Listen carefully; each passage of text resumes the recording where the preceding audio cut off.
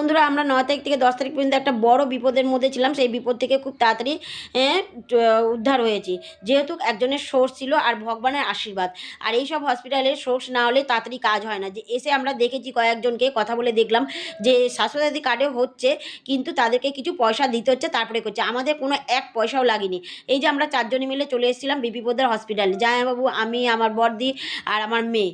যেহেতু আমার বোন আর বোনের বর ৯ তারিখ সকালবেলা দেখাতে এসেছিল, কিন্তু দেখানোর পরে সঙ্গে সঙ্গে ভর্তি নিয়ে নিয়েছে। বলেই দিয়েছিল হার্ট একটা হার্ট ব্লক হয়ে গেছে, এক্ষুনি ওটি না করলে 90% চান্স নেই। তো যাই হোক, রাত্রে অপারেশনটা করা হয়নি, গার্জেন ছিল না।